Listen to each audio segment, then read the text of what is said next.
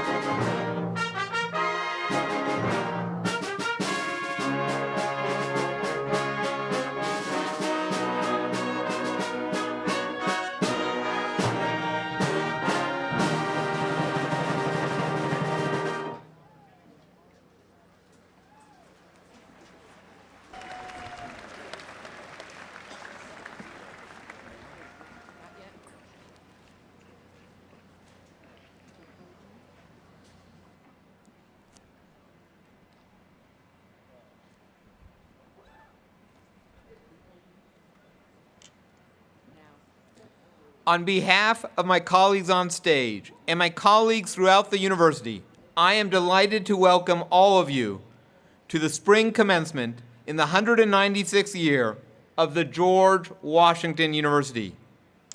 Would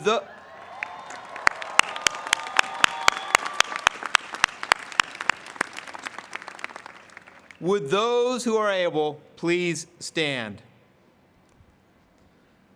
We will continue our ceremony with the presentation of the colors by the George Washington University Naval Reserve Officer Training Corps Ceremonial Color Guard and the National Anthem, sung by Millicent Scarlett, a professor in our Department of Music. We will remain standing for the retiring of the colors, followed by the invocation from the Reverend Kelly Moody, Associate Rector of the Falls Church Episcopal, Rabbi Daniel Zemmel, Senior Rabbi of Temple Micah, and Imam Talib Sharif, President of the Nation's Mosque. Would those not in uniform please remove your hats?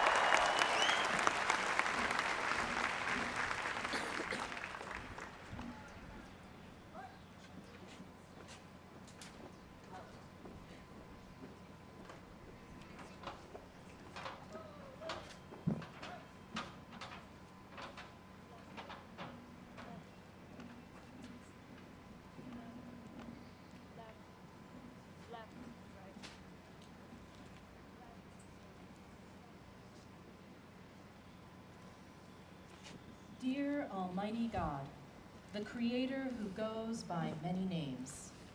We humbly stand before you this day, Voices of three faiths, giving voice, we pray, to those of many more.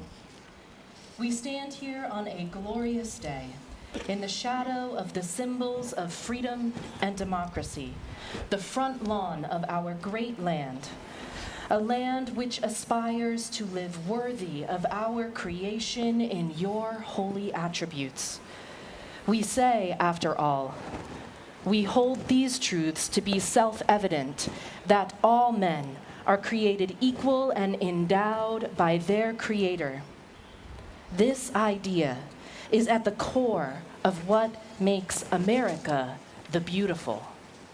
We are thus both humbled and honored to give voice to your presence on this day and in this place. God of Abraham, Sarah, and Hagar, we pray for these graduates, for their lives of vision as they set forth from the place that has been home onto journeys to new worlds, new discoveries, new dreams guided always, we pray, by your ever-renewing wisdom. God of Isaac, Rebekah, and Ishmael, we give thanks this day to the parents and mentors who sustain us on our journeys, who give ear to our hopes, lend patience to our impulses, and provide love and support when we are in need of that sacred grounding that we call home.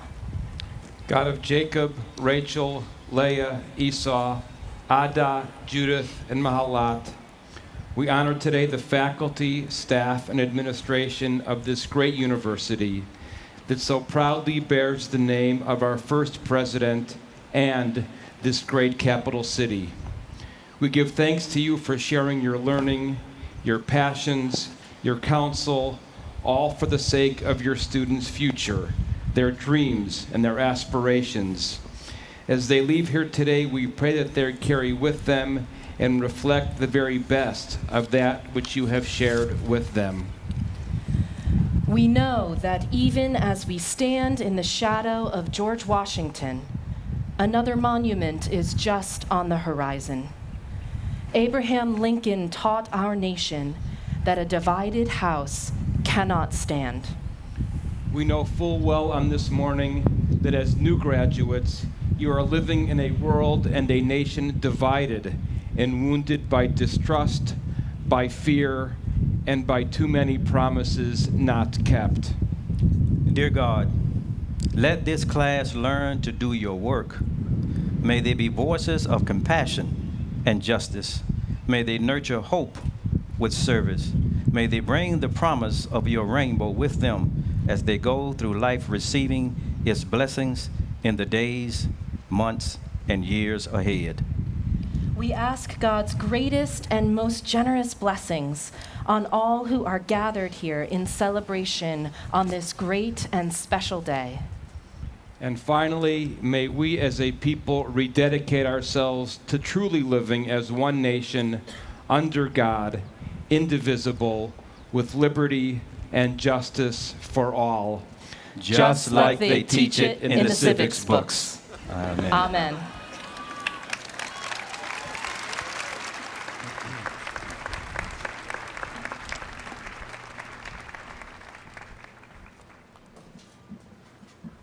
Please be seated.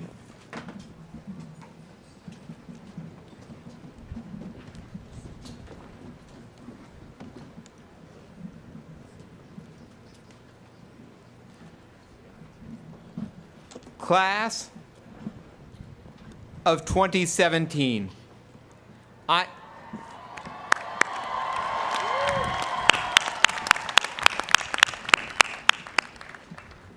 I'm delighted to open this ceremony in this one-of-a-kind setting, the National Mall. To gather here in the shadow of the monument dedicated to the nation's first president and our university's namesake is a fitting tribute to your achievement in completing your studies at the George Washington University. In addition to congratulating the members of the class of 2017, I want to give a special recognition to the moms, dads, brothers, sisters, aunts, and uncles who helped you get to this next stage of your lives.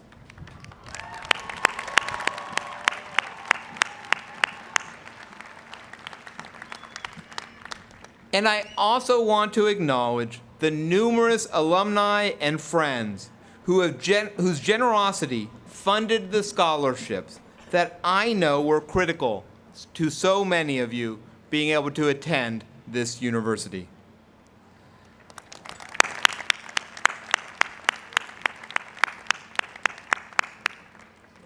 I am now pleased to invite the president of the university to join me at the podium.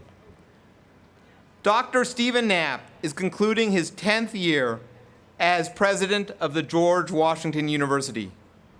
Dr. Knapp leads a community of faculty, students, and staff that numbers more than 30,000 people. And during his time as president, GW has advanced on a number of different goals. But I know that what he is proudest of is the approximately 50,000 students who have graduated from this university during his tenure and who are each making their own contributions to the world. And as provost, I want to personally thank Dr. Knapp for his wise counsel and leadership. Please join me in welcoming the George Washington University's 16th president, Dr. Stephen Knapp.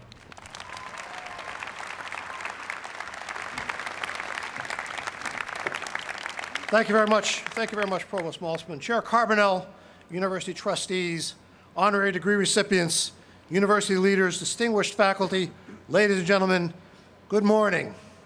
And graduates, let me begin by congratulating you on your outstanding achievements and telling you that the George Washington University is very, very proud of you. I'm delighted to join the provost in welcoming you to this majestic setting at the foot of what we like to think of and do think of as our monument. After all, we are the George Washington University.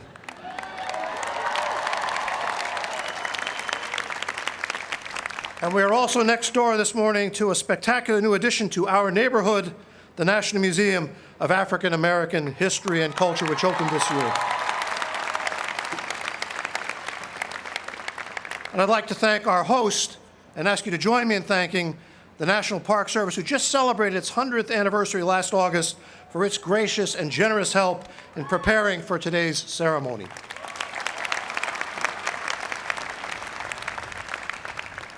And now, I'd like to continue an important commencement tradition. Will the parents, the families, and the friends of the class of 2017 please rise to accept our congratulations and our thanks to the parents, family, and friends.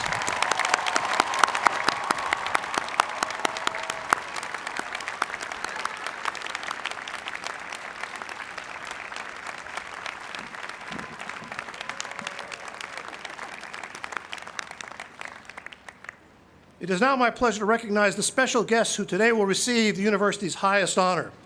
Please join me in welcoming Executive Editor of the Washington Post, Mr. Barton Barron. Please stand.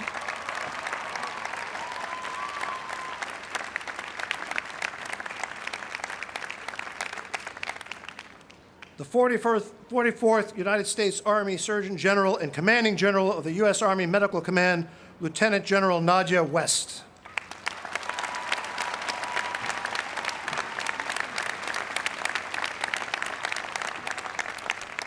And the Honorable Tammy Duckworth, United States Senator from Illinois.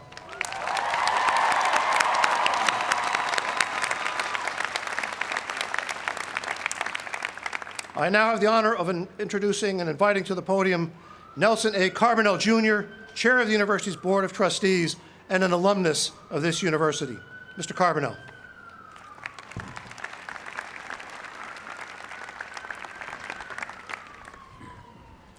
Well, good morning. I am honored as the Chair of the Board of Trustees to join President Knapp and my fellow trustees many of whom are also alumni and parents, relatives, and friends of GW students, in welcoming all of you on this very significant occasion. As we celebrate the class of 2017 and their many achievements and accomplishments, first, let me ask trustees who have joined us this morning to please rise and be recognized by the audience.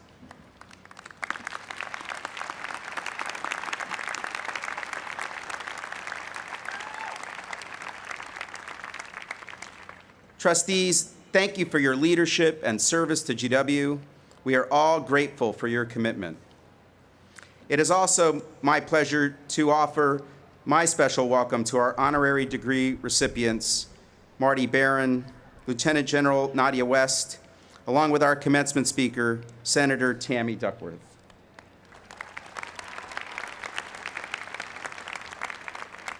We appreciate all of you being here on this momentous occasion, not only to celebrate our graduates, but also to recognize the hard work and commitment of our faculty and staff, and the love and caring of family and friends that help students through their journey at GW.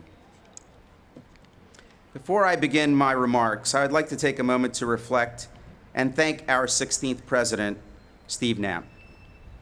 President Knapp has led GW for the past 10 years, and we are grateful for his service, leadership, and dedication to the university. GW has made incredible strides in all facets of the institution's mission, especially in supporting our faculty in their teaching and research and students in their studies, making GW a force in urban sustainability and helping guide the next generation of global citizen leaders. President Knapp, on behalf of the Board of Trustees, thank you for your service and commitment to the George Washington University. You leave the university stronger and better prepared than it has ever been to embrace the opportunities ahead. Thank you.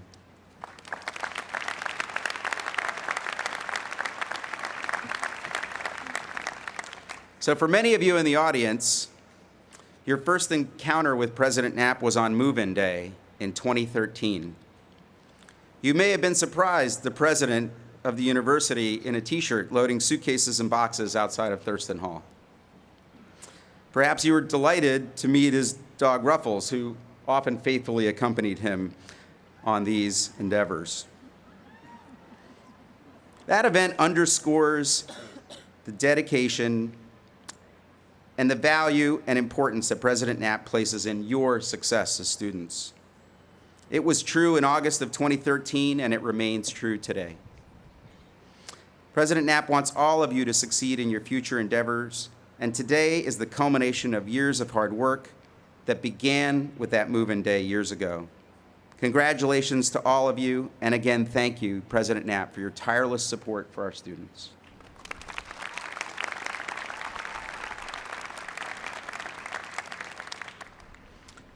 "32 years ago, I graduated from the George Washington University with a bachelor's degree in engineering.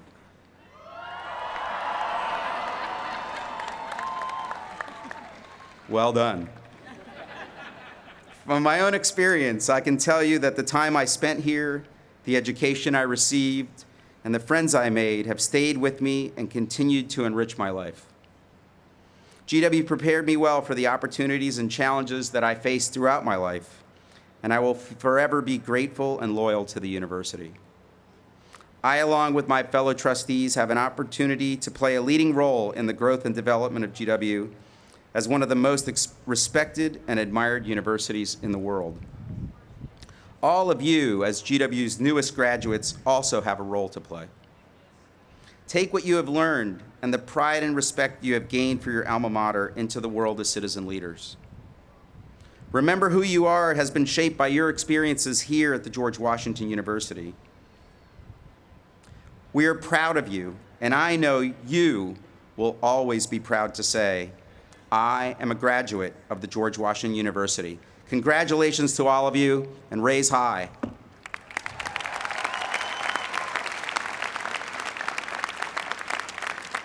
It is now my pleasure to turn the program back over to Provost Maltzman. Thank you.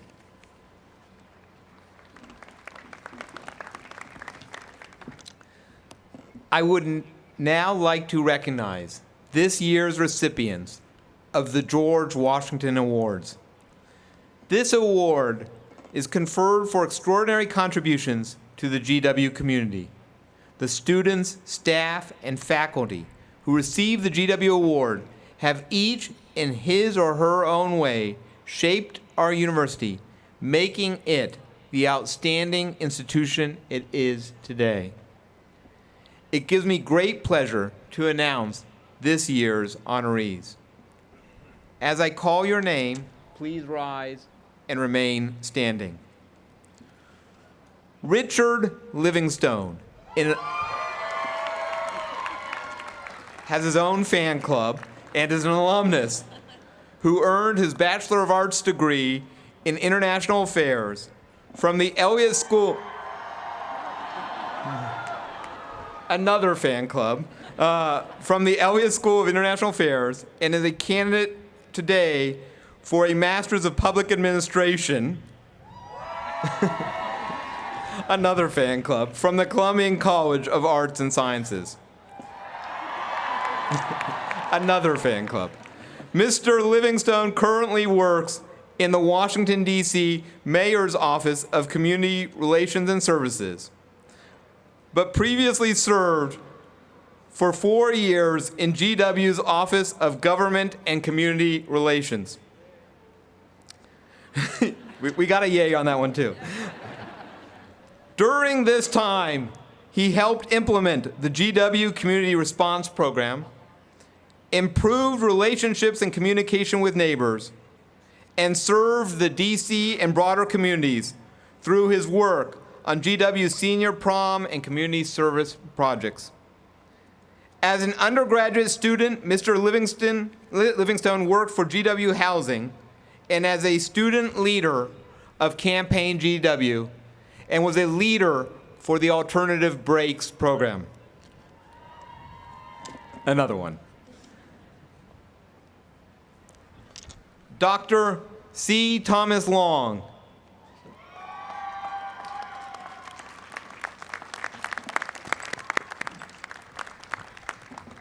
An alumnus who earned his PhD in history from the Columbia College of Arts and Sciences in 2005, and who is currently an associate professor of history and coordinator of undergraduate history advising. For the past 6 years, Dr. Long has served in the role of professor and undergraduate advisor, increasing the advising satisfaction rate from 40% to 88% since he began. He also serves as a faculty sponsor in the GW chapter of the History Honor Society, Phi Alpha Theta. He teaches a notable history course entitled Price of Freedom, Normandy, 1944, which culminates in a trip to Normandy where students perform in-depth archival research on a soldier who died during the invasion. He has led this trip 5 times while raising thousands of dollars to defray expenses for students who would otherwise be unable to afford the trip.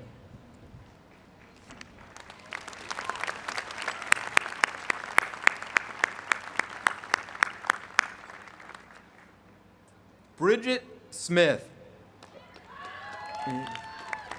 a candidate today for a Bachelor of Arts degree in Political Science and a minor in Geographic Information Systems from the Columbia College of Arts and Sciences. During her time as an undergraduate, Ms. Smith has worked with 3 GW professors on their research and academic work, including serving as a teaching assistant for undergraduate geography courses. She has developed and executed 3 capstone exercises for students in the Elliott School of International Affairs. She also led the Strategic Crisis Simulation Student Organization, which provided skill development for more than 1,200 students, including the production of more than 8,000 pages in manuals, training documents, and database materials. She assisted the Humanitarian Mapping Society student organization with cartographic projects supporting the U.S. Agency for International Development and Red Cross emergency humanitarian assistance activities following Typhoon Haiyan and disease mapping in Mozambique and Malawi. After working in the university's Center for Career Services and after serving as an admissions tour guide, she is scheduled to join Teach for America after her graduation.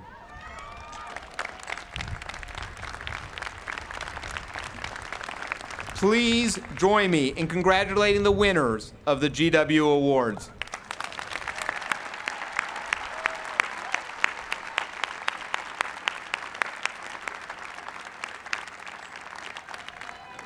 Thank you for your service to this university.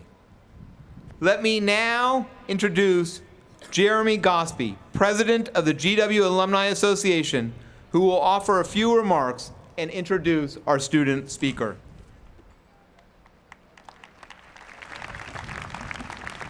Thank you, Provost Maltzman. Good morning, class of 2017. There we go. I'm Jeremy Gosby. I'm a proud graduate of the Columbian College of Arts and Sciences and the School of Business. There you are. There you are. And I have the honor of serving as president of your George Washington Alumni Association. Today, I bring you greetings on behalf of GW's 275,000 alumni living all across our nation and in more than 170 countries around the world. Some of those alumni are here with us today. If you're one of them, if you earned a degree from GW before today, please stand and be recognized.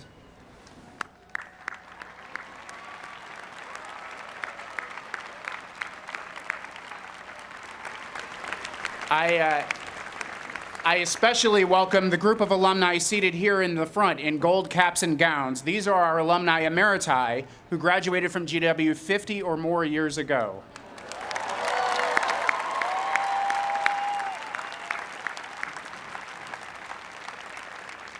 Today is not the end of your relationship with GW. It's actually only the beginning. You may not have realized it at the time, but on the day you accepted your offer of admission from the George Washington University, you joined a community. In fact, more than a community, you joined a family. And just like your own family, you remain a member of the GW family for life. What does it mean to be part of a family? It means we help each other. Like many great families, our family has a motto. Ours is Colonials Helping Colonials. This philosophy guides everything we do. Colonials Helping Colonials means that we have a responsibility to open doors for one another and to help each other face challenges in life. Today, you're going to hear speakers on this stage tell you to go out and change the world. But changing the world is hard work, and it's even harder to do alone. From time to time, you'll need a helping hand. Your colonial family is there for you to support you when you need them. Being part of a family also means having responsibilities. In our family, our responsibility to one another is to stay involved with GW and to give back. Now, I'm not talking just about making donations, although many of you have already done that, and that's why we've just reached the $1 billion milestone in our Making History campaign.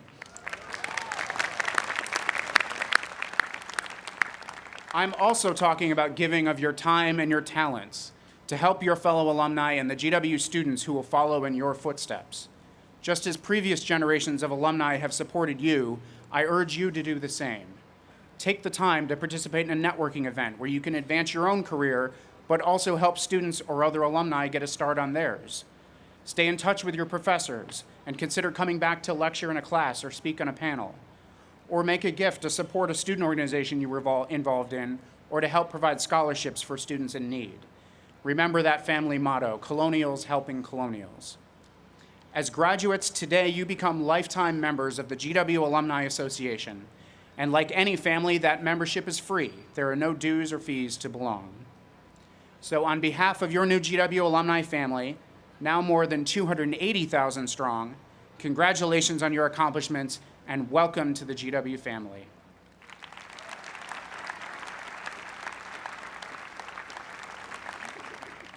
It is now my great pleasure to introduce your student commencement speaker, Angela Sacco. Angela is earning her second degree from GW today. She already has a bachelor's degree from the Elliott School of International Affairs. There they are. But now she adds a master's in public policy from the Trachtenberg School of Public Policy and Public Administration. She has an amazing and inspiring background, and I can't wait for her to share it with you all. Ladies and gentlemen, Angela Sacco.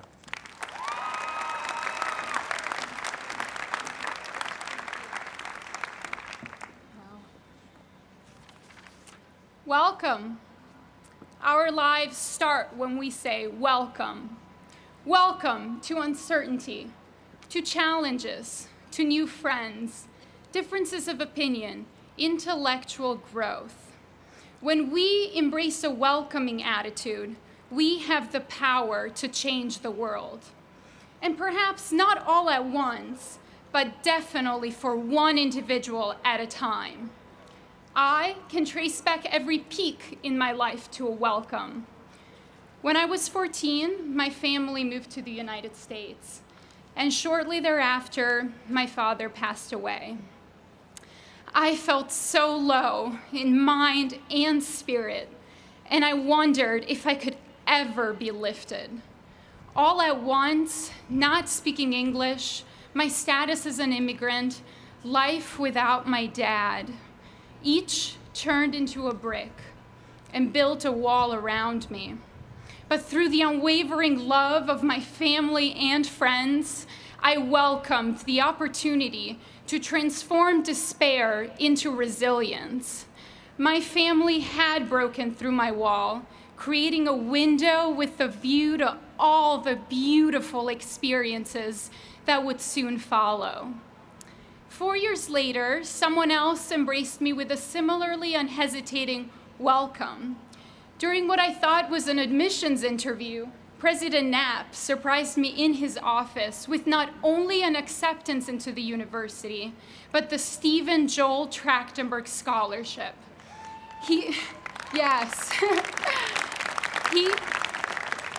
He presented me with a poster-sized acceptance letter that transformed that solitary window into a wide open door. And through it, I walked into Thurston Hall, where I met my best friends and fell in love. I walked into classrooms that expanded my horizons and guided me to choose my career.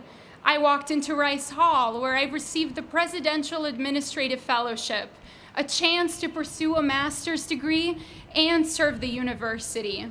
And today, I walked into this stage as the proudest GW double alumna.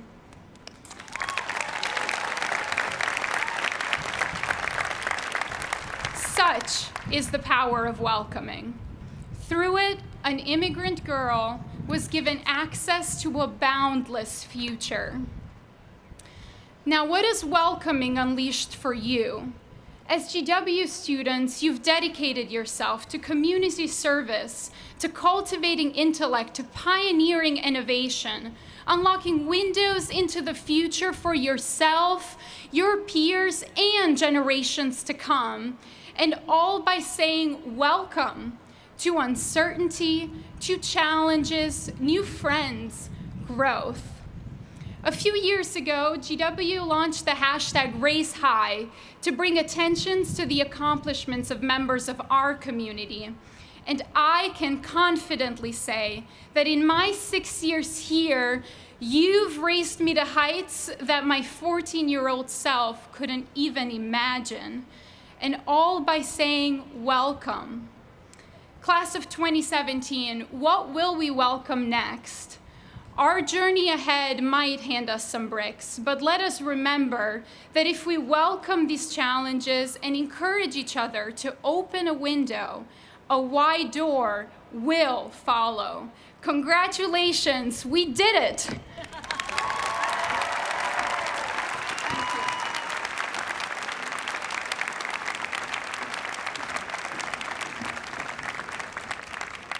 Thank you very much, Angela. Your remarks, as well as your achievements, inspire us, and it is what my colleagues and I enjoy coming to work every day so much.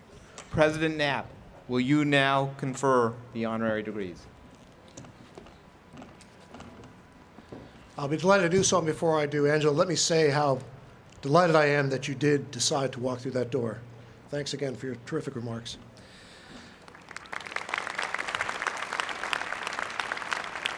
The recipient of the first honorary degree this morning will be introduced by Howard Goodison II, who graduates today with a Bachelor of Arts in International Affairs from the Elliott School of International Affairs.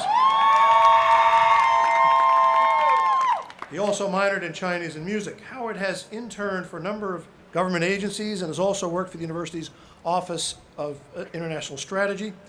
In 2015, he represented George Washington internationally at the World Internet Conference in Wuzhen, China. Howard has served as a member of the Student Grievance Committee and a Camp Kesem counselor, and has participated in vocal and musical groups both on and off campus. He intends to pursue a career in international business. President Knapp, I am honored to present to you Martin Barron for the degree of Doctor of Public Service, honoris causa. You were born and raised in Tampa, Florida. You earned Bachelor of Arts and Master's of Business Administration degrees simultaneously from Lehigh University in 1976 and returned to Florida to begin your journalism career. You started as a state reporter and later a business writer for the Miami Herald. In 1979, you joined the Los Angeles Times, where you became business editor and editor of the newspaper's Orange County edition. You went on to hold top editing positions at the New York Times and the Miami Herald.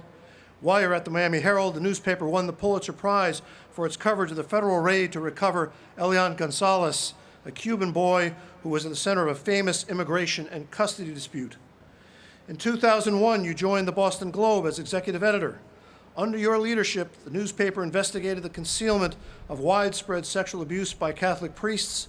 The paper's investigative reporting was later portrayed in the Academy Award-winning film Spotlight. You spent more than 11 years at the Globe, and during that time, the newspaper won 6 Pulitzer Prizes for public service, explanatory journalism, national reporting, and criticism. Currently, you are the executive editor of the Washington Post, where you oversee a staff of more than 700 journalists who produce the paper's print and digital content. Under your management, the newsroom has earned 5 Pulitzer Prizes since 2013 for coverage of secret surveillance by the National Security Agency, reporting on the prevalence of food stamps in post-recession America, the disclosure of security lapses in the U.S. Secret Service, a project detailing every killing by a police officer in the United States in 2015, and an examination of then-presidential candidate Donald Trump's charitable giving. Former Washington Post publisher Catherine Weymouth called you one of the finest editors, arguably, in the world. Your career has been defined by high-impact investigative journalism. Among your many accolades, in recognition of your integrity and leadership, you were named Editor of the Year in 2001 by Editor and Publisher magazine, and Editor of the Year in 2004 by the National Press Foundation. Martin Barron, in recognition of all the foregoing, the George Washington University proudly confers upon you the degree of Doctor of Public Service, honoris causa, with all the rights, duties, and privileges pertaining thereto.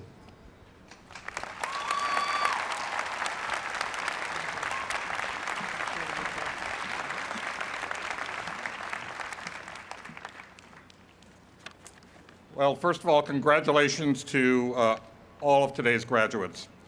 And I feel I need to make a special shout out to one graduate in particular, Jordy Bloom. I think Jordy will agree with this, that he is actually graduating here today proves that miracles do happen. Now, Jordy's father, who is here with his wife, Jeannie, has been a dear friend of mine since we worked on our college paper together. And he would like me to tell you that he is responsible for my every achievement. So there, I told you. President Knapp, trustees of George Washington University, I am grateful to you and the entire university community for this great honor. I hope this is seen as recognition not only for my career, but for the important and difficult work of journalists everywhere.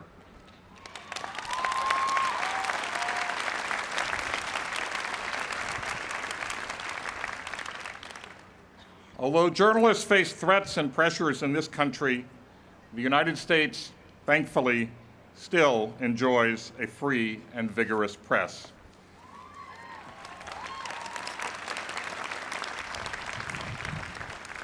In too many other countries, we can see what happens when journalism comes under malicious assault from government and other powerful interests. In Turkey, where hundreds of journalists have been jailed solely for doing their work with a spirit of independence. In Russia, where hopes of a flourishing free press have been systematically extinguished, giving government tight and manipulative control over information. In Venezuela, where once vigorous media have been crushed under the weight of fines, sham prosecutions, and government-engineered financial duress. These and other countries have taken a proven path. To control your citizens, you first control the press. Here in the United States, the press faces escalating pressures that have their origin just down the road. The President has called those of us in the press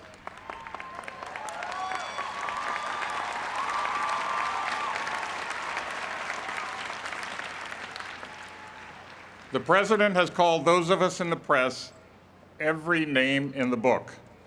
Most recently, enemy of the American people. The latest evidence is that he pressured the FBI director to investigate leaks with the goal of jailing journalists. Now, the President has said that he is at war with the media. We are not at war. We are at work.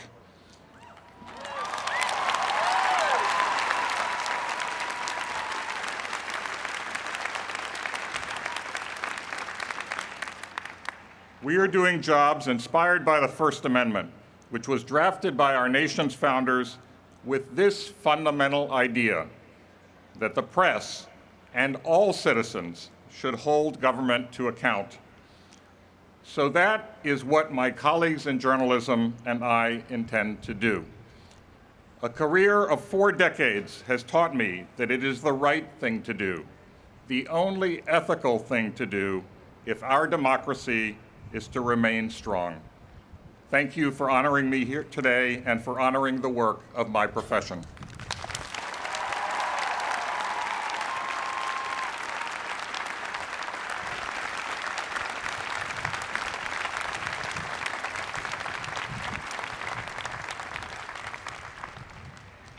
Our second honorary degree recipient will be introduced by Antonia Koitzer, graduating today with a Bachelor of Science in Physics from the Columbian College of Arts and Sciences.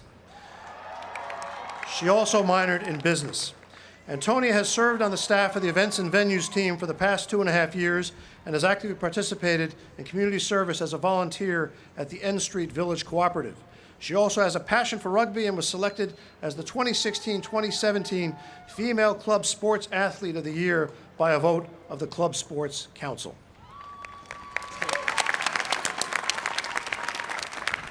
President Knapp, I am honored to present to you Lieutenant General Nadja West for the degree of Doctor of Public Service honoris causa.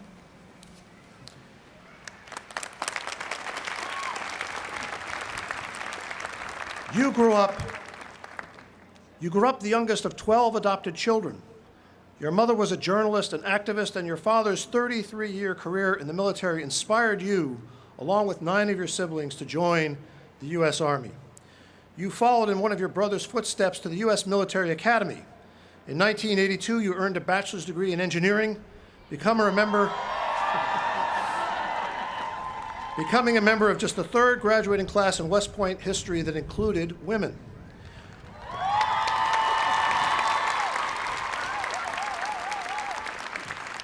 You earned an MD from George Washington School of Medicine and Health Sciences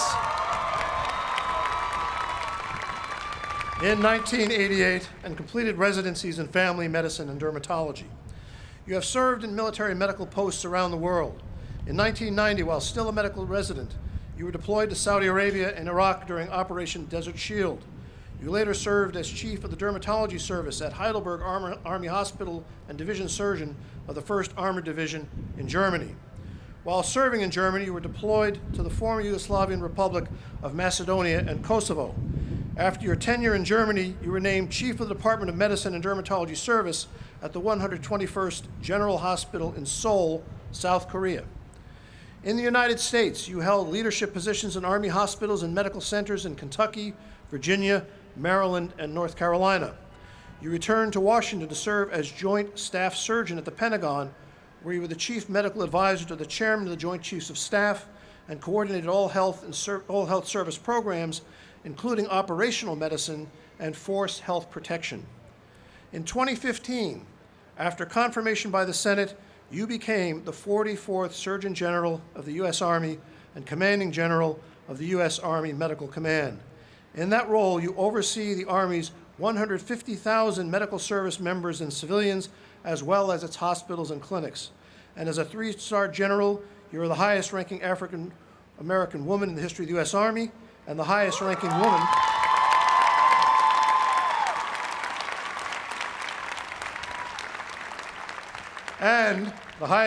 woman ever to graduate from West Point.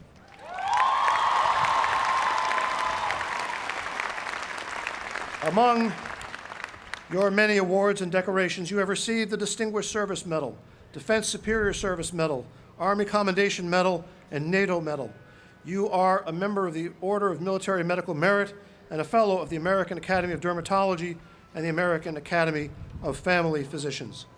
Nadia Y. West, in recognition of all the foregoing, the George Washington University proudly confers upon you the degree of Doctor of Public Service, honoris causa, with all the rights, duties, and privileges pertaining thereto.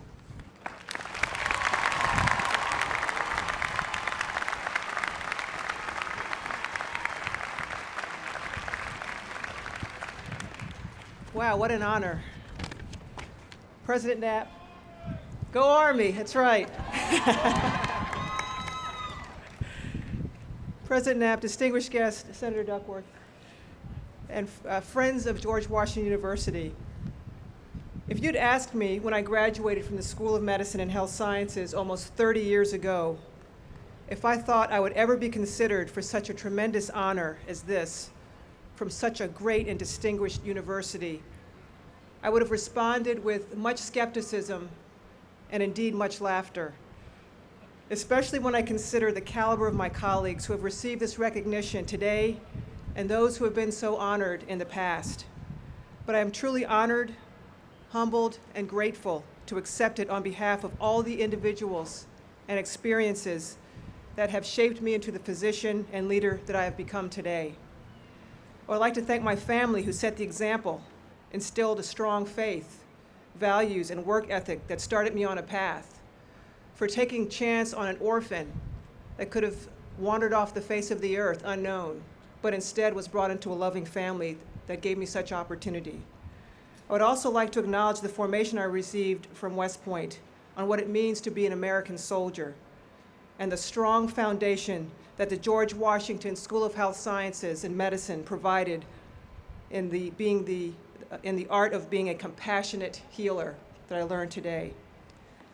I know that without the foundation that the many patients, mentors, colleagues, and friends had to build on, I would not be here today accepting this very generous honor and recognition. And one thing I would like to leave with you, the class of 2017, you heard your colleague give that beautiful speech and beautiful remarks on about welcoming, and phenomenal. I mean, let's give her another hand. That was just absolutely phenomenal. But I would like to challenge you also just to think about that. When you're starting on the foundation today in 2017, I remember sitting in seats similar to you, not thinking I would ever be able to achieve anything like this in my wildest imaginations. So I would challenge each one of you, why not you? If I can do it with my humble beginning, you can do anything that you put your mind to, and I challenge you to do that for the future. Again, thank you so much. Congratulations to you and your families. Thank you.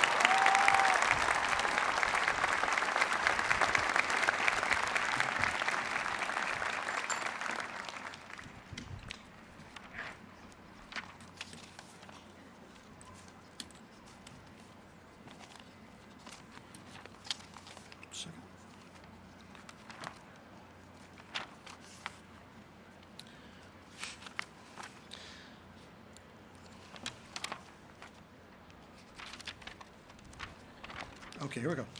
Our final honorary degree recipient will be introduced by Tommy Elms, who graduates today with a Bachelor of Arts in Geography from the Columbian College of Arts and Sciences, and who also minored in Geographical Information Science and Public Health. A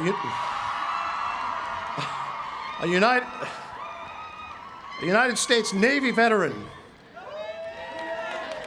Tommy has served as the Vice President of GW Veterans for the past 2.5 years. Tommy will be continuing his education at GW by pursuing a Master of Science in Geography. President Knapp, it is my honor to present to you the Honorable Lotta Tammy Duckworth, United States Senator from the state of Illinois, for the degree of Doctor of Public Service honoris causa.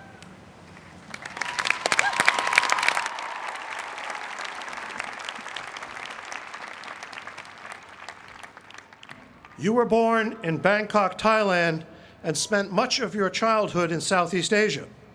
You moved to Hawaii when you were in high school, and you earned a bachelor's degree from the University of Hawaii, a master's degree in international affairs from the George Washington University, and a PhD in human services from Capella University. You are an Iraq War veteran, a Purple Heart recipient, and one of the first women in the U.S. Army to fly combat missions during Operation Iraqi Freedom.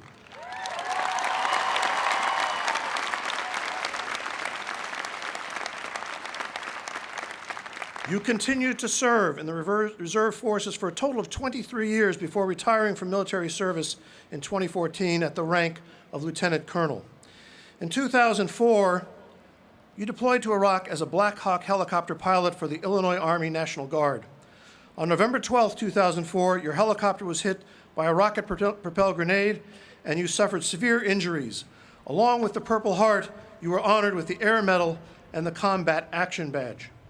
You spent the next year recovering at Walter Reed Army Medical Center, where you quickly became an advocate for your fellow soldiers and testified before Congress about caring for veterans and wounded warriors.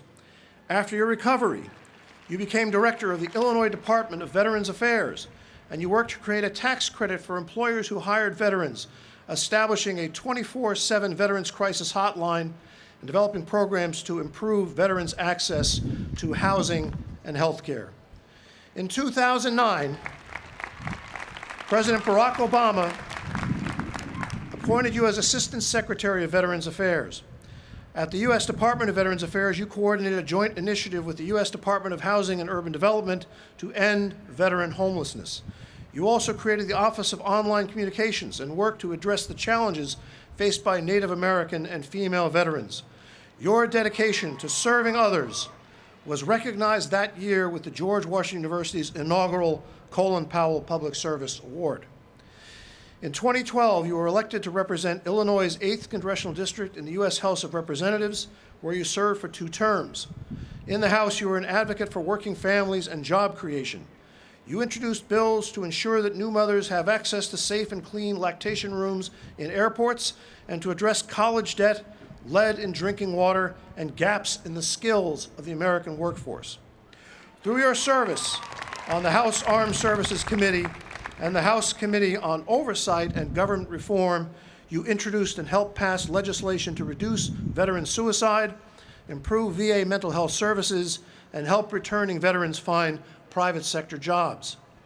In 2016, you were elected to the United States Senate, where you advocate for practical solutions to improve the lives of your constituents and all Americans, including rebuilding infrastructure, keeping water systems safe, and growing manufacturing jobs.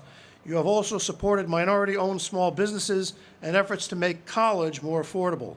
And you have continued, very important, you have continued your lifelong mission of supporting, protecting, and keeping the promises made to our veterans. From your military service to your tireless advocacy on behalf of veterans, women, and families, you have dedicated your life to serving your country. You embody a spirit of service and sacrifice that has inspired our many GW veterans and our university as a whole. Lotta Tammy Duckworth, in recognition of all the foregoing, the George Washington University proudly confers upon you the degree of Doctor of Public Service honoris causa with all the rights, duties, and privileges pertaining thereto.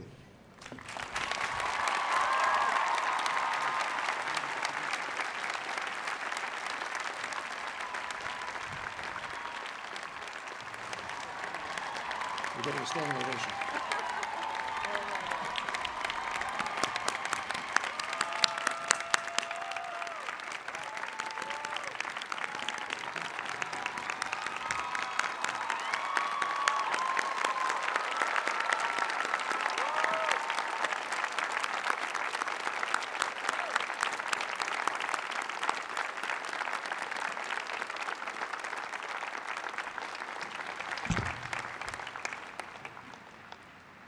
Ladies and gentlemen, I give you our commencement speaker, United States Senator and George Washington Dr.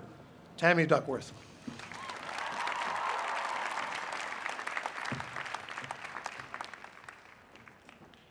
Thank you. Thank you all so much, and congratulations to the class of 2017.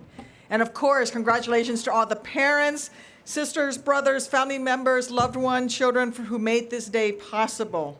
The last time I was at one of these, I was down there as a student, and it looks a lot different from up here.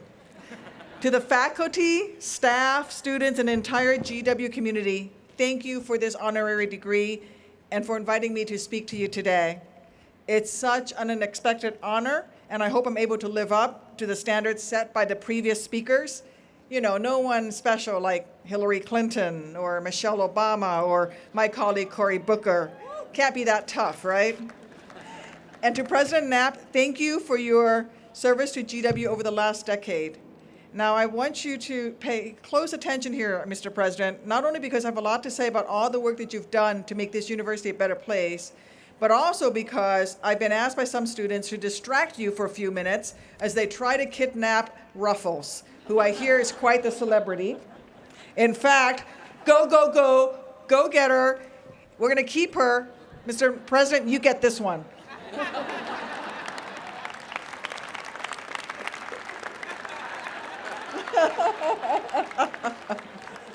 I'm sure it's not the first commencement Ruffles has come to.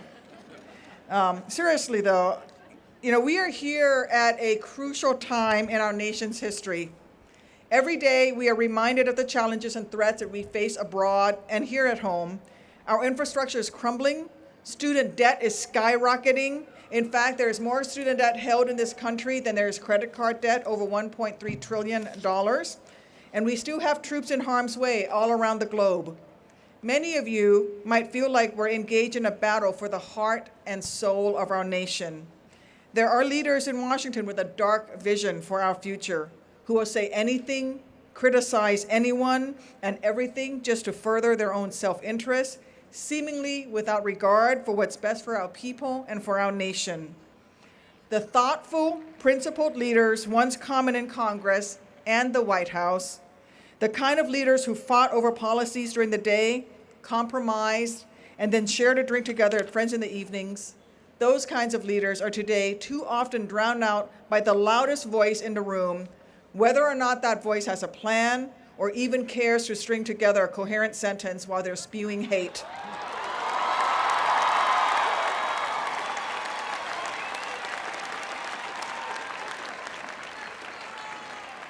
It's in that environment where I've spent a lot of time thinking about what I wanted to say to you today, thinking about what I wanted you to take away from your time at GW, and hopefully from this address. My message to you, wherever you fall on the political spectrum, is to get involved, not discouraged. The less well-known President Roosevelt, Teddy Roosevelt, once said when explaining what it meant to be a citizen, "It is not the critic who counts, not the man who points out how the strong man stumbles, or where the doer of deeds could have done them better. The credit belongs to the man who is actually in the arena, whose face is marred by dust and sweat and blood, who strives valiantly, who comes short again and again, because there is no effort without error and shortcoming." Think about that. There is no effort without error and shortcoming. It's really just an eloquent way of saying Don't be afraid of failure. Don't be afraid of being embarrassed, of being criticized. Just try. Get into the arena. Successful people don't make it because they never failed. They made it because they never gave up. When you don't get that job that you really, really wanted, see it as an opportunity to find something better for yourself. If you weren't happy with the outcome of last year's election, think of it as a chance to get involved in your community, as a catalyst for the change that you want to make happen. The point is, you need to get into the arena, and then you need to stay in there and make your voices heard. When I arrived at GW, becoming a helicopter pilot or United States Senator were not a part of my wildest dreams. I came here because I wanted to become a Foreign Service officer, and I knew that there was no better place to prepare for the Foreign Service than George Washington University. So, with the help of student loans, grants, a full-time job, I enrolled in the Elliott School. And when I got to my classes, I got to know servicemen and women and veterans from all different backgrounds who were also student veterans. I always knew I wanted to serve my country, but my classmates here at GW helped expand my vision of what that service could look like. These were individuals who were so unapologetically patriotic, but they also weren't afraid to think critically and criticize our government and of how our nation conducts itself in the world. They helped me to understand that our nation's strength doesn't just come from tanks and guns and helicopters, although I do love them, and personally, I find helicopters sexy. You do too, right? Oh yeah. He used to fix Black Hawks, I used to break Black Hawks. So it's a symbiotic relationship. But that strength of our nation also comes from a strong diplomatic relationship around the world and a willingness to engage with those who are different from us. Here at GW, I was surrounded by servicemen and women and veterans, and they showed me that serving in uniform and supporting diplomacy were not mutually exclusive. Then it came time for me to decide what my own service would look like. I'd just been laid off from my job because the company I worked for had been sold, and I chose to take that job loss as an opportunity to do something really different. At that point, I'm aging myself, but at that point, the Berlin Wall was falling, the Gulf War began, and it became clear that joining the Army was a way I could serve this nation that I loved during this critical time. So off I went to basic training. Whoop. Yeah, the grunts out there know what I'm talking about. I wasn't sure where it would take me, but I knew I had a duty to serve my nation. I wanted to think I had everything figured out, but there's no way that I could have known how things would play out. I couldn't have imagined the challenges that I would face, challenges in the military, in Congress, as a new mom. But that's the thing. None of us can ever figure out and predict what's going to happen. We can't predict our successes or our failures. We can only control how we react to them. When you're in the arena, failure is part of the success. But those failures, those challenges aren't what define us. We are defined by how we respond and our perseverance. Don't get me wrong, it's not easy. It's not easy to face rejection, to face failure, to feel defeated by forces beyond your control. And I've had plenty of moments when I thought of giving up, moments when I knew I had been defeated. November 12th, 2004 is my alive day. It was the day that I almost died, but didn't. It was a good day for me. I was flying high that day over Iraq in my Black Hawk with the best crew out there. Then, without warning, an RPG tore through the cockpit of my aircraft. It was a lucky shot for the bad guys. One of my legs was instantly vaporized, the other amputated by the instrument panel. The explosion blew off the entire back of my right arm, and I was quite literally in pieces. My pilot in command managed to land our aircraft, and they started pulling out the wounded. They thought I was dead at first, but when they tried to give medical attention to one of my crew members, Chris, Sergeant Fierce, It's a great name for an NCO, right? Sergeant Fierce. Sergeant Fierce refused help and told them to help me instead. He saw that I was still bleeding and thought maybe, just maybe, her heart was still beating. And he did what every troop in combat is willing to do without thinking, even if they hope they never have to do it. He refused treatment for himself to save someone else. My buddies wouldn't give up on me. They refused to leave me behind.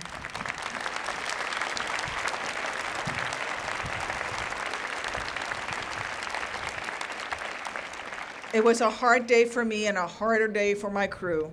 They picked me up, covered in blood and tissue, as they tried to keep my body intact. If I didn't make it, they knew at least they could return what was left of me to my family. But they weren't going to leave me behind in that dusty field in Iraq. But it was a good day for me because good men saved me and I lived. I survived to serve my nation again. The days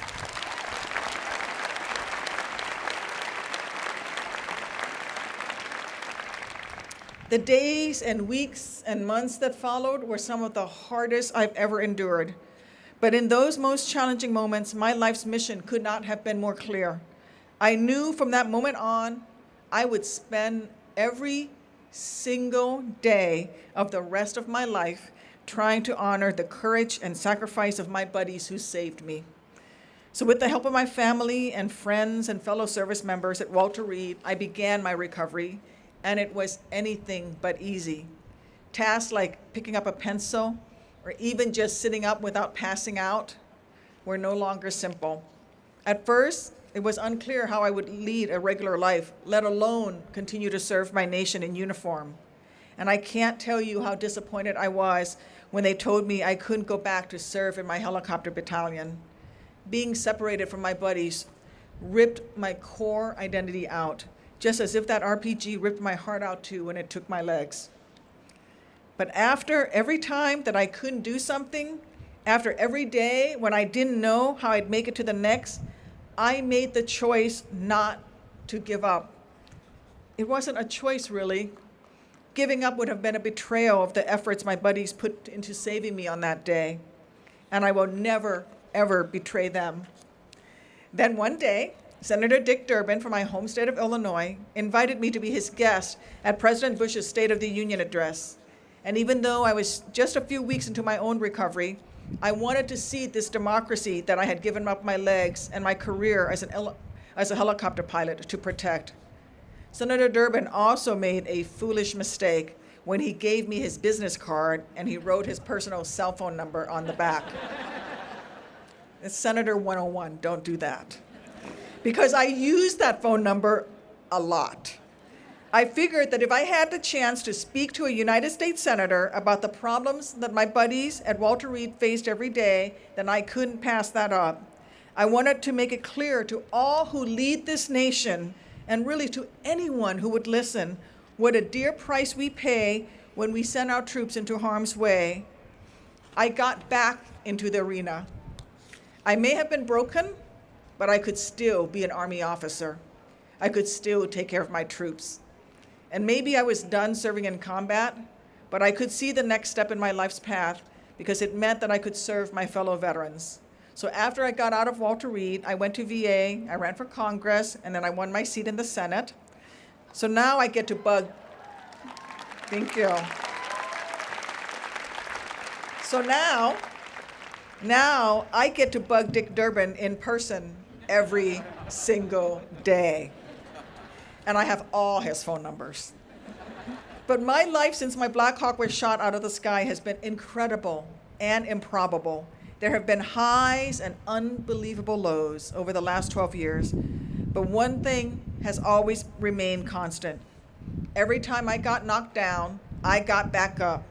I dusted myself off and I got back into the arena when my face had literally been marred with dust and sweat and blood.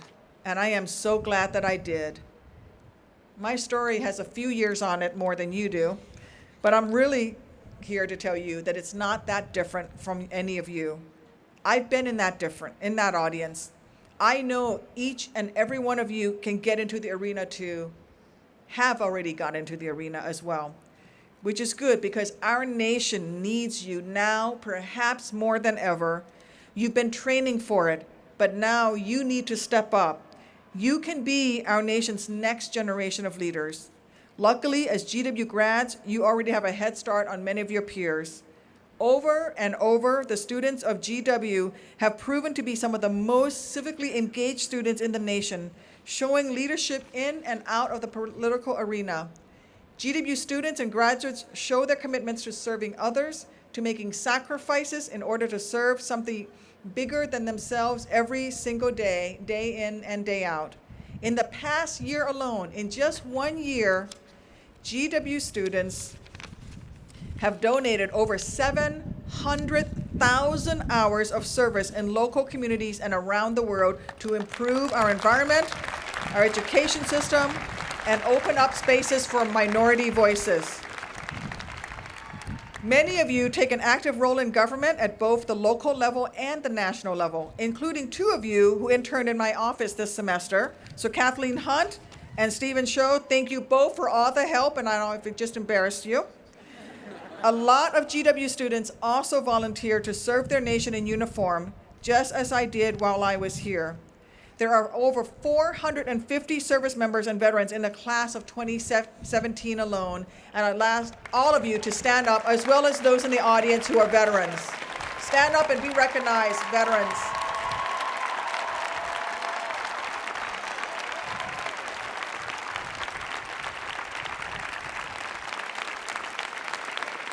I thank each of you and your families for your service and sacrifice. Every single graduate here today has something to be proud of, but you also have a lot to be thankful for. As GW grads, you have been given the opportunities that millions of Americans will never know, and this degree will continue to open up new experiences you can't just imagine yet. Don't lose sight of the good fortune and luck that helped to get you here.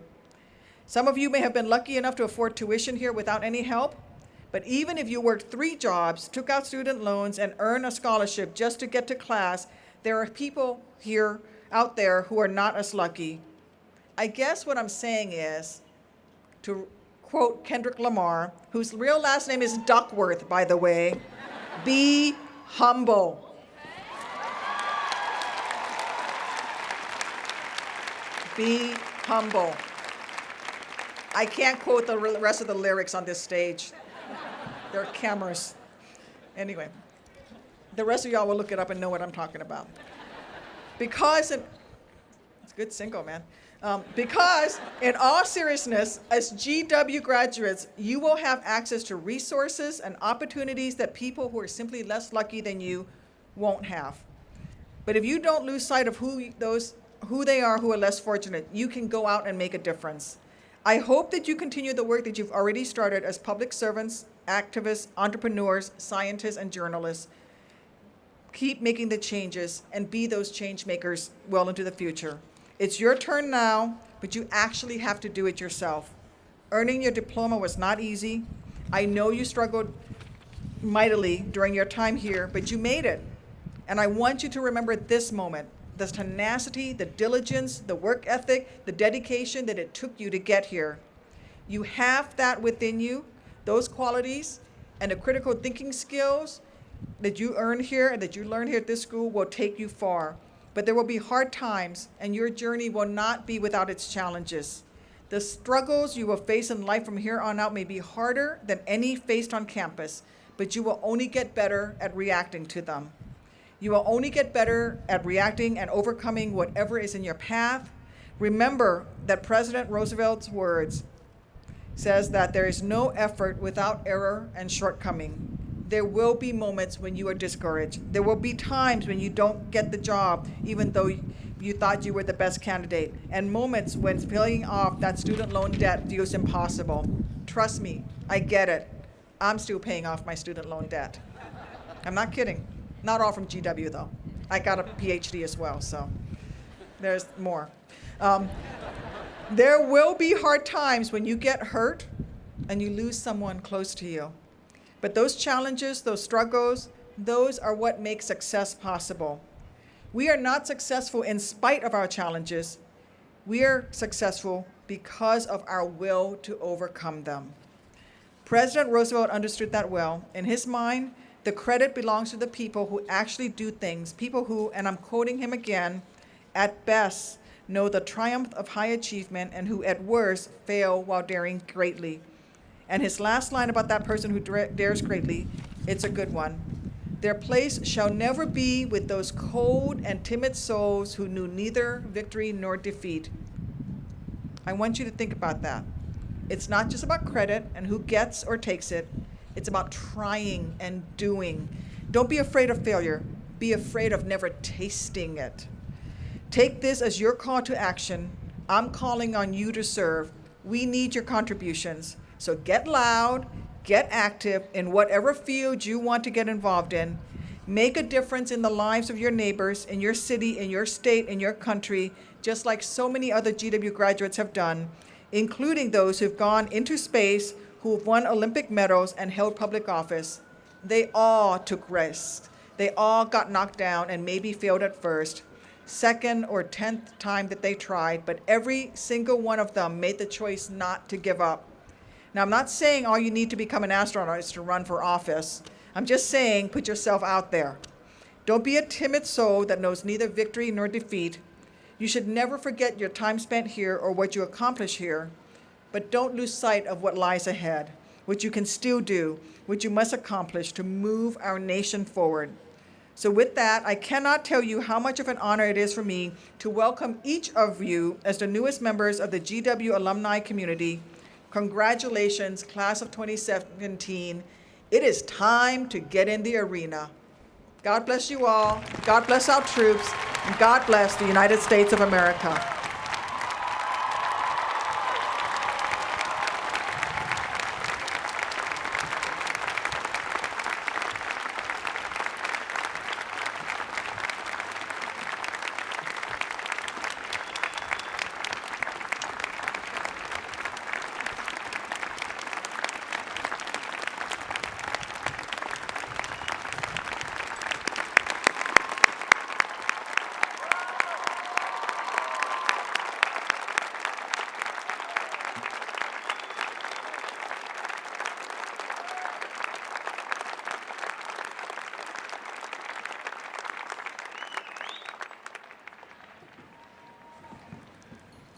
Senator, I feel confident that I speak for everybody here.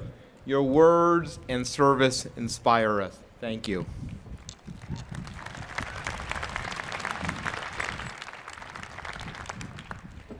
Graduates, commencement is a time to celebrate your accomplishments. It is also a time to reflect upon what comes next, not so much in specific terms, but rather in the broader sense of what it means to be a citizen of our world and how you might draw upon what you have learned to become an even more engaged member of society. At George Washington University, we help you along with the traditional graduation ritual, the charge to the graduates. President Knapp, I invite you to join me at the podium to offer your charge to the graduating class. President Knapp, the graduating class of 2017.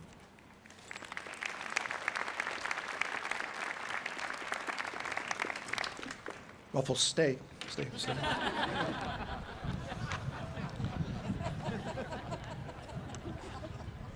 Ladies and gentlemen, I now have the honor of welcoming our new graduates to the lifelong and worldwide community of George Washington University alumni, now numbering more than 280,000. Class of 2017, you are exceptional women and men, and I am proud to call you graduates of this great university.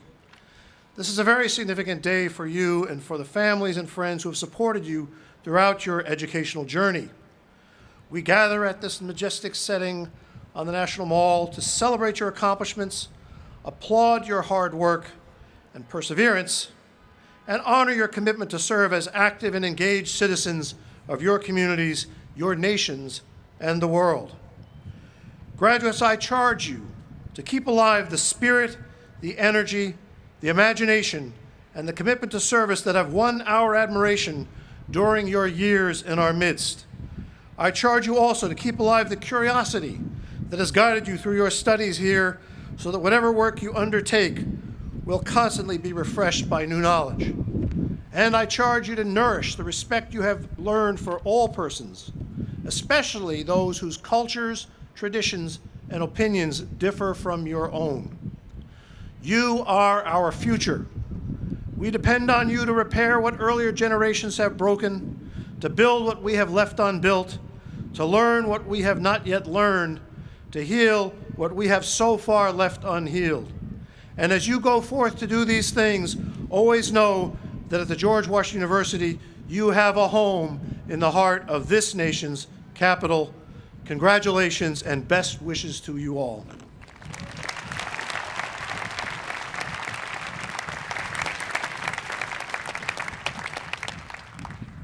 Ladies and gentlemen, the president of the university will now confer the associate's, bachelor's, master's, doctoral, and professional degrees.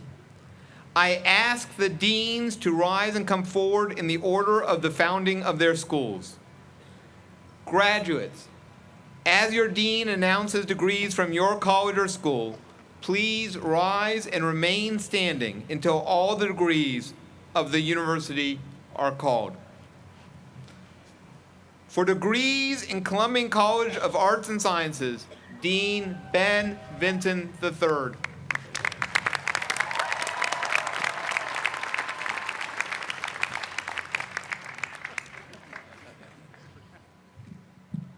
President Knapp, it is with great pride that I present to you the intelligent, creative, inspiring, socially conscious, and marvelous candidates for the degrees. Would the candidates please rise?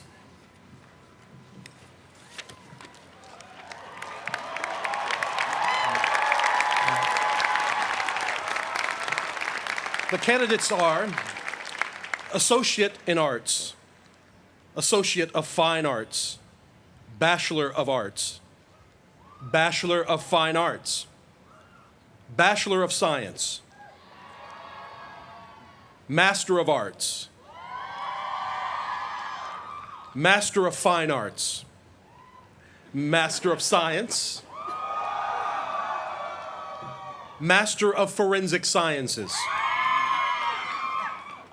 Master of Public Administration,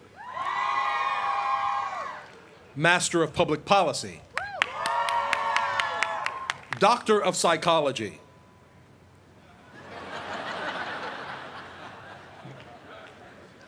Doctor of Philosophy. These candidates have completed all requirements for the degrees indicated, and the faculty asks that the degrees be conferred.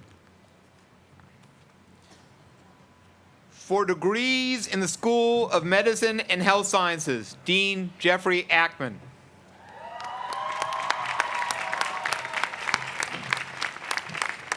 President Knapp, on this historic day in the capital city, marking a decade of your outstanding leadership of this great university, I am proud to present the candidates for the following degrees. Would the candidates please rise? Associate in Science, Bachelor of Science in Health Sciences, Master of Science in Health Sciences, Doctor of Medicine, Doctor of Occupational Therapy, Doctor of Physical Therapy. These candidates have completed all requirements for the degrees indicated, and the faculty ask that these degrees be conferred. For degrees in the law school, Dean Blake Moran.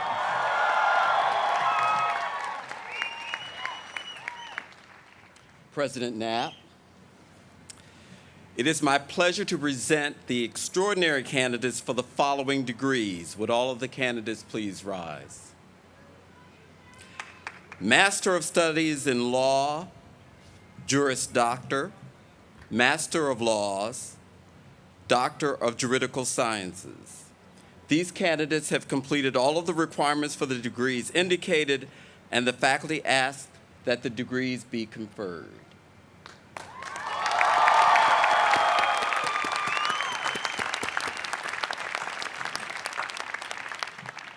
For degrees in the School of Engineering and Applied Science,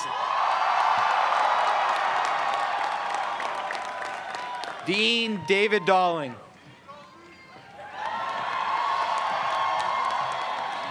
President Knapp, I'm pleased to present to you the candidates for the degrees. Would the candidates please rise? Bachelor of Arts, Bachelor of Science, Master of Science, Engineer, Applied Scientist, Doctor of Science, Doctor of Philosophy, and Doctor of Engineering in Engineering Management. These candidates have completed all the requirements for the degrees indicated, and the faculty asks that the degrees be conferred.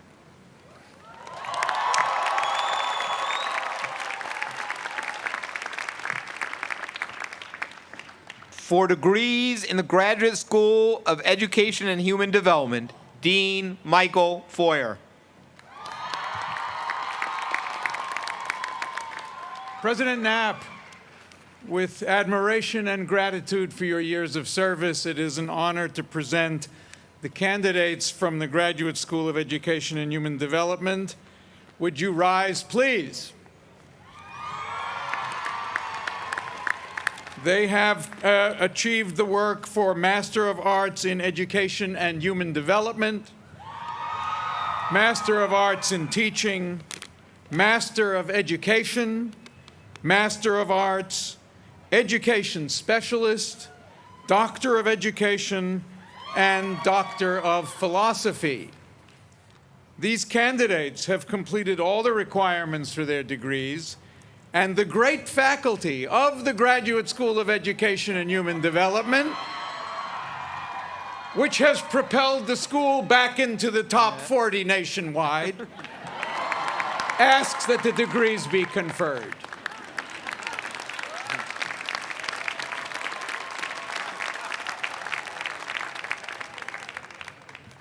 For degrees in the School of Business, Dean Linda Livingstone. President Knapp, it is with distinct honor that I present the candidates for the degrees in business. Would the candidates for the degrees in business please rise? Bachelor of Accountancy, Bachelor of Business Administration, Bachelor of Science, Master of Accountancy, Master of Business Administration, including Healthcare MBA, Professional MBA, World Executive MBA, and Global MBA, Master of Science in Business Analytics, Master of Science in Finance, Master of Science in Government Contracts, Master of Science in Information Systems and Technology, Master of Science in Project Management, Master of Tourism Administration, and Doctor of Philosophy in Business Administration. These candidates have completed all of the requirements for their degree indicated, and the faculty ask that their degrees be conferred. Thank you.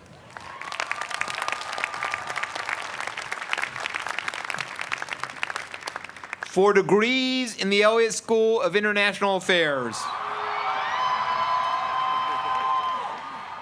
Dean. Oh, wait a second.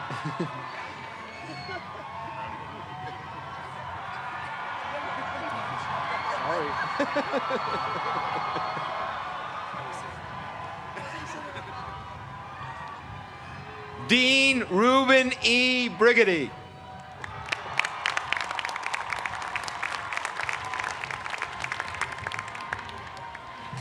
President Knapp, I am proud to present these exceptional candidates from the finest school of international affairs in the world.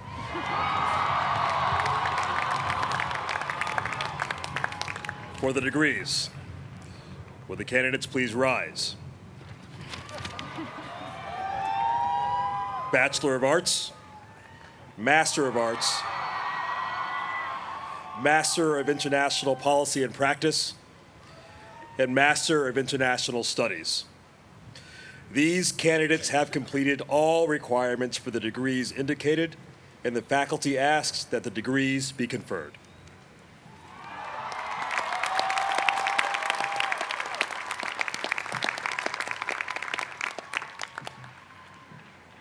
For degrees in the Milken Institute School of Public Health.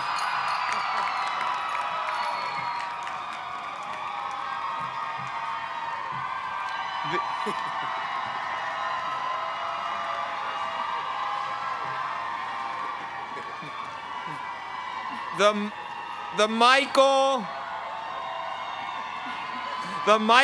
and Lori Milken Dean of Public Health, Lynn Goldman. President Knapp, in this 10th anniversary of your term as president and the 20th anniversary of the Milken Institute School of Public Health, I am delighted to present the candidates for the degrees. I believe the candidates have already risen. Bachelor of Science, Master of Science, Master of Public Health, Master of Health Administration, Master of Health Services Administration, Executive Master of Health Services Administration, Doctor of Public Health, Doctor of Philosophy. These candidates have completed all requirements for the degrees indicated, and the faculty asks that the degrees be conferred.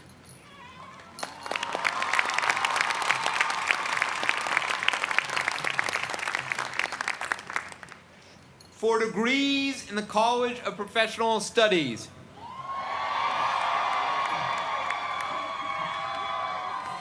Dean Ali Eskandarian. President Knapp, I am proud to present the outstanding candidates in the following degrees, and would the candidates please rise?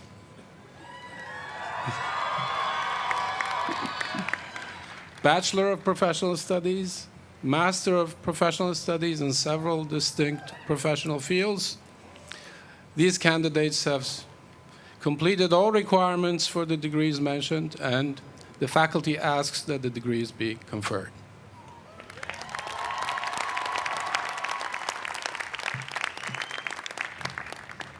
For degrees in the School of Nursing.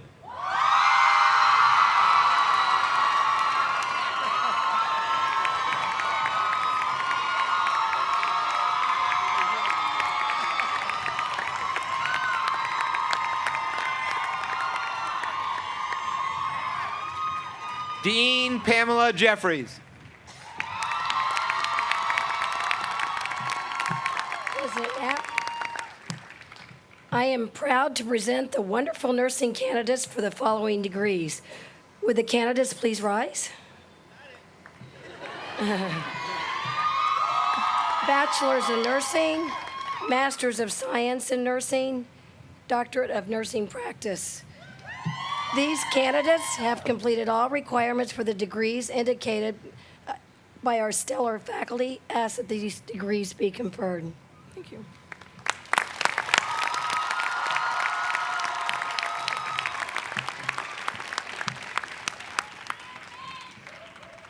President Knapp, before you stand the candidates for associates, bachelors, masters, doctoral, and professional degrees of the George Washington University. By virtue of the authority granted by the Congress of the United States of America, vested in the Board of Trustees of the George Washington University, and by the trustees of the university delegated to me, I hereby confer your degrees and declare you fully entitled to all their rights, honors, privileges, and responsibilities.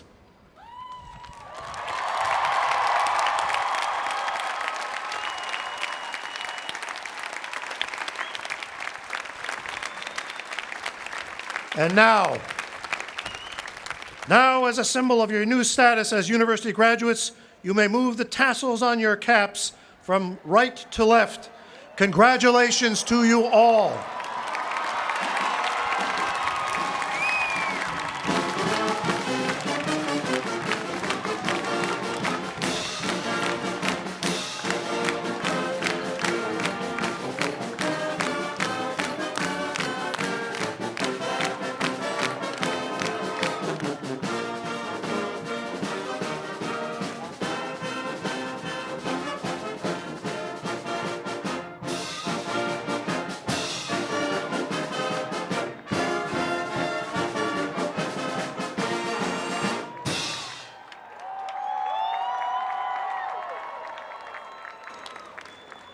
Congratulations, graduates.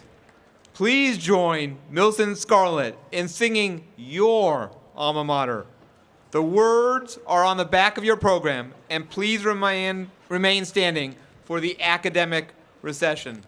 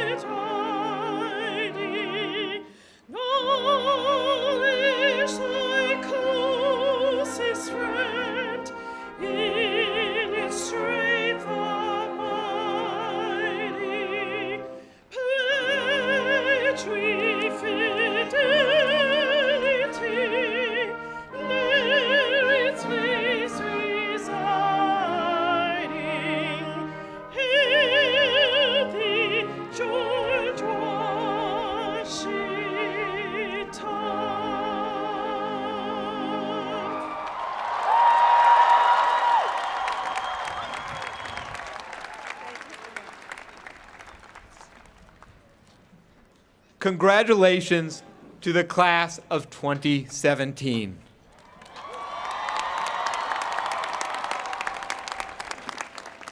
Family and friends, this concludes our ceremony. Thank you for joining us today. Travel safely and good morning. This has been the George Washington University Commencement 2017.